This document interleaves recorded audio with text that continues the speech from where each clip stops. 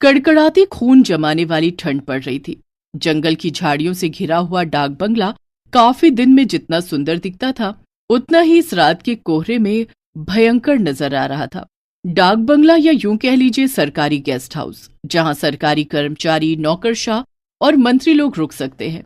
उस रात मनमोहन अपनी बीवी अनु, बेटे रवि और बेटी जीविका के साथ वहां रुकने आया होता है।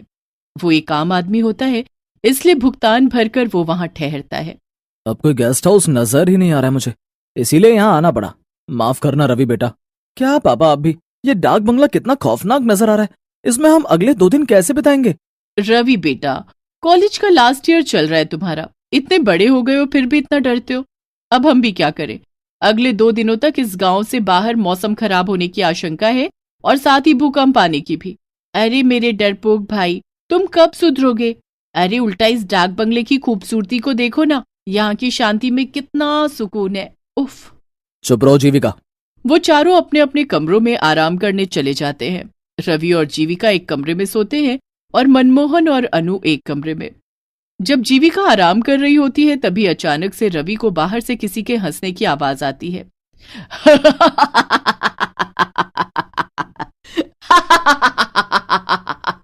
मेरे पास आओ, आओ, आओ मेरे पास आओ। ये किसकी आवाज है? कौन है? रवि के पसीने छूटने लगते हैं और वो बालकनी में जाता है। तभी उसे वहां कोई नीचे नहीं दिखता है और ना ही दूर दूर तक जंगल में कोई नजर आता है। यहाँ तो दूर दूर तक कोई नजर नहीं आ रहा है। फिर ये आवाज किसकी थी? जीविका, तुम पागल हो क्या? ऐसे कोई करता है क्या? मैं कितना डर गया एक पल के लिए। सॉरी, मैं तुम्हें बस इतना कहना चाहती हूँ कि तुम अपने मन में से इस डर को भगा दो। ये जगह दिखने में जितनी हॉन्टेड है उतनी असल में है नहीं यार। थोड़ी देर बाद वो चारों खाना खाने नीचे आते हैं। तभी एक बूढ़ी काकी उन्हें खाना परोसती है। मैं झूठ क्यों बोलूंगा? मैं सच कह रहा हूँ, ये डाक बंगला सही नहीं है। मैंने अपने कानों से उस औरत की आवाज सुनी है। चुप करो यार भाई, मैं भी वहीं थी, तुम भी वहीं थे, तो उस औरत की आवाज सिर्फ तुम्हें क्यों सुनाई दी? मेरे कानों में क्या हड़ताल हो गई थी? हाँ। शट अप जीविका। हाँ बेटा, इतना मत घबराओ। लेकिन पापा। रवि बेटा, जैसा तुम सोचोगे वैसा ही तुम्हें महसूस होगा। तुम बार बार उसी बारे में सोचोगे तो तुम्हें वही सब नजर आएगा, वही महसूस होगा बेटा। चुपचाप खाना खाइए, वरना ठंड में जल्दी ठंडा हो जाएगा। वैसे भी डाक बंगले की दीवारों को शांति पसंद है, हल्ला नहीं। जी काकी। सभी खाना खाकर सो जाते हैं, लेकिन रवि को रात को नींद ही नहीं आती। वो हर वक्त बस उस आवाज के बारे में ही सोचता है। तभी उसे कमरे का दरवाजा अपने आप धीरे धीरे खुलते हुए दिखाई देता है। ये क्या? ये दरवाजा अचानक से कैसे खुल रहा है? ये सब क्या हो रहा है? दरवाजा अपने आप खुल जाता है और रवि बिस्तर से उठकर हिम्मत जुटाते हुए दरवाजे के पास जाता है। तभी वो एक काले साए को फौरन सीढ़ियों से नीचे की तरफ भागते हुए देखता है। ये देख रवि की सांसें तेज और कलेजा कांपने लगता है। कौन था वहां? कौन था? और ये क्या? ये पेपर, इस पे तो खून की स्याही से लिखा है, मैं तुम सबकी जान ले लूंगी। क्या? तभी रवि बहुत ज्यादा डर जाता है और वो तुरंत मनमोहन, अनु और जीविका को उठाकर उन्हें सब कुछ दिखाता है और साथ ही वो पेपर भी दिखाता है। मेरा यकीन कीजिए माँ पापा, मैं झूठ क्यों बोलूं भला? मैंने सच में किसी काले साए को सीढ़ियों से नीचे की तरफ भागते हुए देखा है। और ये पेपर, इस पर खून की स्याही से लिखा है, देखो आप। उस पेपर से वो सब लिखा हुआ मिट चुका था। ये देख रवि के होश उड़ जाते हैं। ऐसा कैसे हो सकता है? रवि, एक काम करो, तुम और जीविका हमारे कमरे में सो जाओ। चारों एक साथ सोएंगे तो किसी को डर नहीं लगेगा। लेकिन पापा, मैं डर नहीं रहा, मैं बस मेरी और आपकी सबकी भलाई के लिए कह रहा हूँ। यहाँ से चलिए। आप सब भूत प्रेत में विश्वास नहीं करते होंगे, लेकिन मुझे है। रवि भाई, तुम कुछ ज्यादा ही सोच रहे हो। बस रवि, चलो सोने। अब और कुछ नहीं सुनना है हमें। पहले ही तुम्हारे पापा और मैं बहुत थक चुके हैं।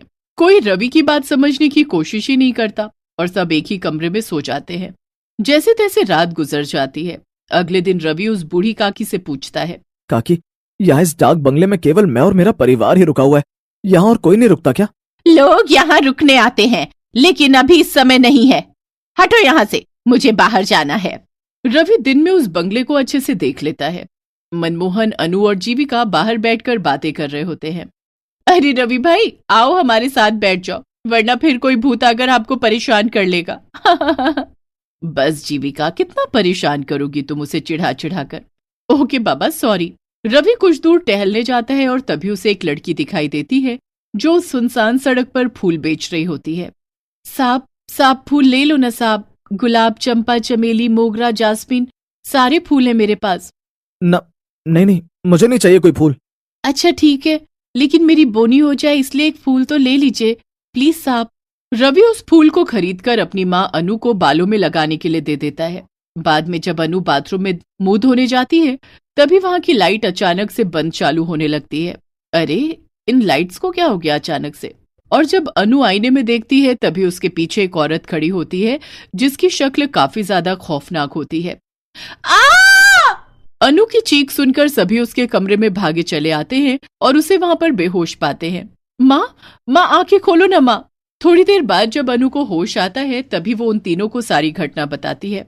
अनु की जुबानी ये सारी बातें सुनकर उन तीनों के पैरों तले जमीन खिसक जाती है। माँ, ये सब सच है? हाँ जीविका बेटी, रवि बिल्कुल सच कह रहा था।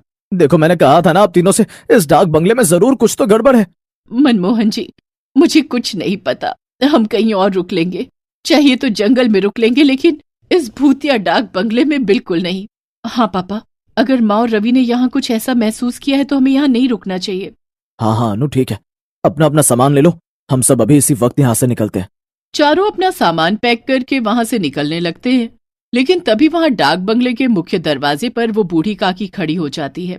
काकी हमें जाने दीजिए, हमें अब यहाँ नहीं रहना है। नहीं कहा ना, एक बार जब कोई इस डाक बंगले में आ जाता है तो वो फिर से वापस नहीं जा पाता। नहीं, आप हमें यहाँ जबरदस्ती रुकने के लिए नहीं कह सकती काकी, हमें जाने दीजिए प्लीज।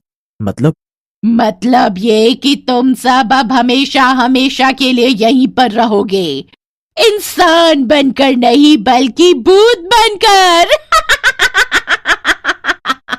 उतने में अचानक से वो बूढ़ी काकी अपने भूतिया रूप में बदल जाती है और वहां आसपास सभी भूत इकट्ठे हो जाते हैं। ये सब देखकर चारों की रूह कांप उठती है और रोंगटे खड़े हो जाते हैं। नहीं, बचाओ! वो चारों भागने की कोशिश करते हैं लेकिन उनके पैर नहीं हिल पाते हैं और वो जमीन से चिपक कर रह जाते हैं। नहीं, हमने यहाँ रुककर बहुत बड़ी गलती कर दी, हमें यहाँ रुकना ही नहीं चाहिए था। बचाओ! ये हमारे पैरों को क्या हो गया, ये हिल क्यों नहीं रहे? हमें बख्श दो, हमें जाने दो यहाँ से, जाने दो, हमें जाने दो। नहीं, कहा था ना मैंने। अब तुम सबका अंत है, तुम सब भी हम भूतों की बिरादरी में शामिल हो जाओगे आज। ये तो वही फूल वाली लड़की है। यही तो इस डाक बंगले का नियम है, एक बार जो यहाँ पर आया वो वापस जिंदा नहीं लौट पाता, उसे तो मरना ही पड़ता है।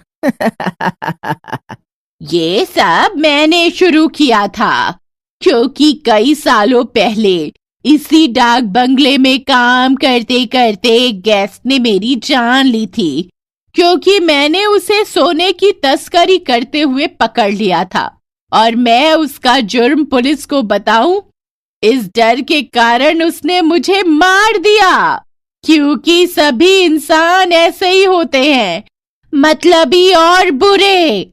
सारे भूत अब उन चारों के पास आने लगते हैं और चारों काफी ज्यादा घबरा जाते हैं। लेकिन तभी हम यहाँ से भाग तो नहीं सकते, लेकिन अपने मुंह से भगवान को याद तो कर सकते हैं। माँ, पापा, जीविका, हनुमान जी ही अब हमें बचा सकते हैं। वो चारों एक साथ हनुमान चालीसा बोलना शुरू कर देते हैं। जय हनुमान ज्ञान गुण सागर, जय कपीस तिहु लोक उजागर, रामदूत अतुलित बलधामा, अंजनी पुत्र पवन सुत नामा। बंद करो, बंद करो।